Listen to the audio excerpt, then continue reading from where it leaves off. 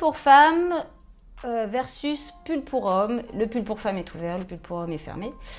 Elle va attraper un rhume de la fouine, hein, comme on dit, hein, parce que si la pauvre elle met son pull mais elle se tient comme ça, ça ne servira à rien son pull. Hein.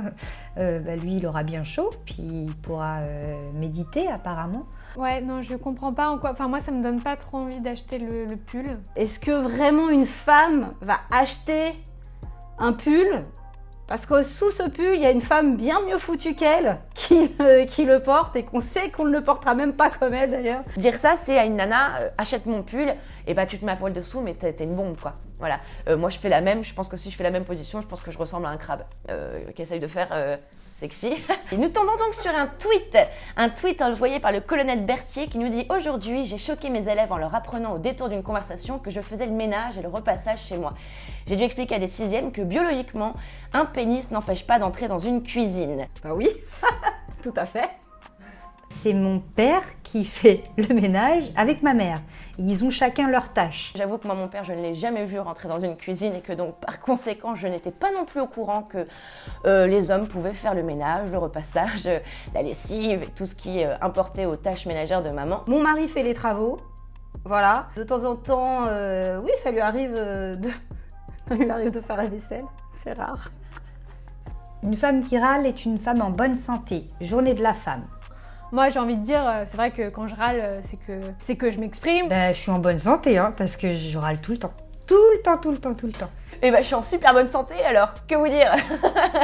Très honnêtement, on associe aussi les hommes à des clichés, mais on est moins dans la démonstration de ça. Typique, une femme au volant, c'est dangereux, ou une femme qui râle, c'est normal quoi, les femmes tous les mêmes. Alors, une publicité d'Homéo qui est donc une rénovation énergétique de l'habitat.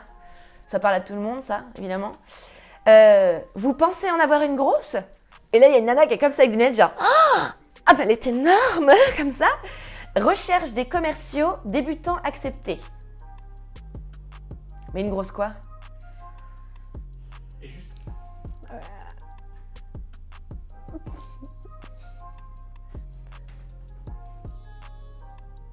Motivation. Ah, une grosse motivation. Ah, on a une bonne tête de vainqueur sur cette photo. Votre nettoyeur expert, c'est un homme. Chaque nettoyeur professionnel est recruté pour ses connaissances et compétences techniques. En tant que spécialiste, il analyse le support à nettoyer pour vous proposer la technique la plus efficace. Votre femme de ménage professionnelle est recrutée pour son savoir-faire autant que pour son savoir-être. Chaque femme de ménage est formée, puis encadrée en permanence pour prendre soin de votre intérieur avec professionnalisme, exigence et douceur. D'accord. Donc... c'est violent quand même, je trouve. Je comprends pas comment le service marketing d'une marque peut se dire que ça peut passer. Alors oui, pourquoi le mec il s'appelle le nettoyeur expert et puis d'un coup la nana c'est une femme de ménage dédiée. Ouh là là, elle est dédiée. Elle est... voilà. Je dirais que l'homme il peut tout nettoyer de manière technique et organisée. La femme elle vient avec son balai. Voilà, avec son balai, sa serpillière, et elle fait ce qu'elle peut. Professionnalisme, exigence et douceur. Oui, c'est comme dans le sketch de Florence Foresti. Les femmes, elles doivent tout le temps être douces comme du papier toilette.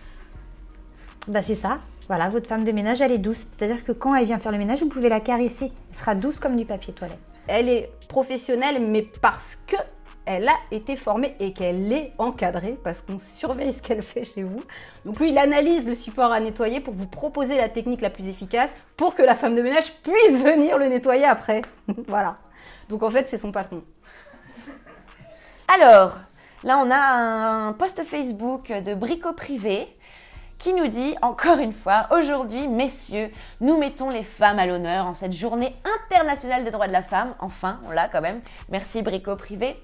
Longtemps considéré comme l'apanage des hommes, le monde du bricolage a depuis changé et bon nombre de femmes en ont fait leur passion et n'hésitent pas à retrousser leurs manches et à bricoler comme de vrais pros. Et vous, mesdames, aimez-vous bricoler? Racontez-nous. Ok, parce que... Ah, c'est dommage. C'est dommage parce qu'au début on se dit c'est bien les gars et à la fin ils font parce que oui, les femmes sont des vraies pipelettes. Ah les bâtards. On n'est pas hyper bien accueillis dans les magasins de bricolage parce que les hommes sont quand même en train de nous regarder comme si on était un pauvre petit oiseau perdu. C'est exactement ça. J'avoue que ça, par contre, c'est marrant parce que moi, quand je vais dans un magasin de bricolage, j'ai toujours ce sentiment que merde, je suis une femme. Donc quand je marche dans les rayons, je marche un peu.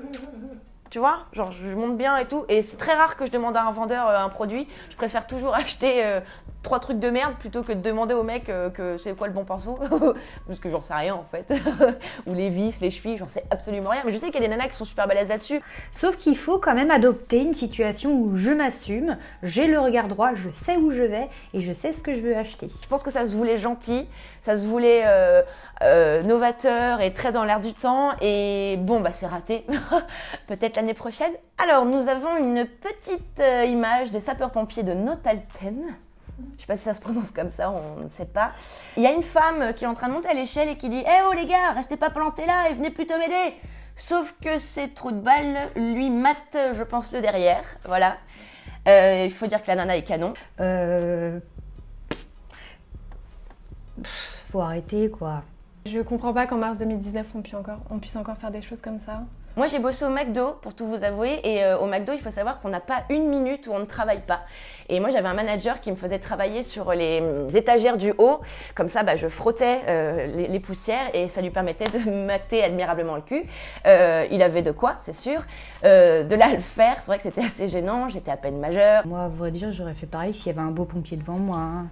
Je dis franchement, hein, il y a un beau pompier qui monte une échelle, je le regarde, hein, mais bon, voilà. Alors, donc là, c'est en anglais, donc dimples are cute on your face, et il y a entre parenthèses not on your thighs. Alors, malheureusement, je ne peux pas en parler parce que je fais partie de ces femmes qui ont la chance de ne pas avoir de cellulite et de vergetures. On a toutes des vergetures, même les hommes. Non, je plaisante, j'en ai partout, c'est horrible. Bah, c'est sympa de nous le mettre en pleine poire. Merci beaucoup pour cette pub, vraiment, c'est très agréable. Ah, j'hallucine total quoi, putain. J'en ai marre de voir tout le temps sur les magazines, sur Instagram, des filles maigres, des filles parfaites, enfin la définition de parfaite. Je ne sais pas quoi dire sur celle-ci, j'avoue qu'elle me laisse un peu pantoise, surtout que la nana elle est morte de rire, genre c'est vrai, il ne faut pas avoir de peau d'orange. Une femme, elle n'a pas à être super mince pour être jolie, mais je pense que quand on n'est pas entouré, c'est dur d'arriver et faire ce chemin et de s'en rendre compte. Et on sait très bien qu'en plus les produits qu'on nous vend ne fonctionnent pas, c'est un peu se foutre de la gueule du monde là. Hein. Ah, c'est magnifique. Ok, donc sur l'organigramme, on a le directeur général des services, le chef du service, assistante, assistante. Ah, assistante, d'accord. Donc, je comprends où il fallait que j'arrive. Vous savez qu'il y a dans des mairies aussi où ce sont des femmes qui sont directrices générales dans les mairies, et puis même des femmes qui sont maires. Dingue!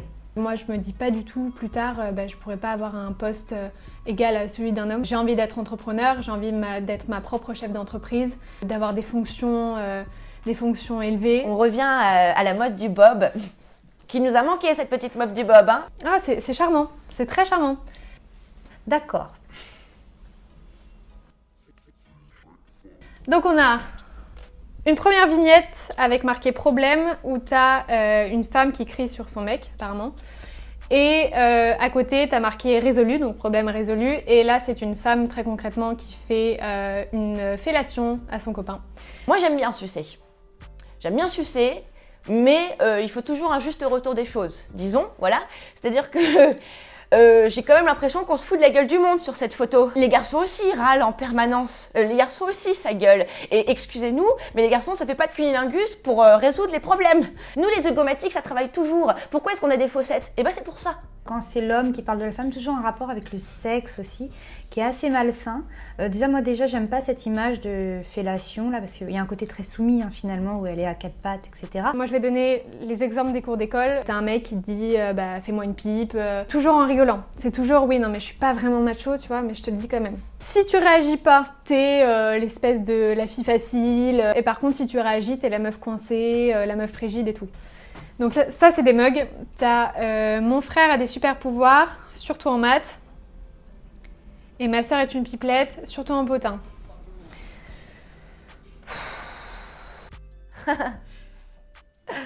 Ah, c'est drôle.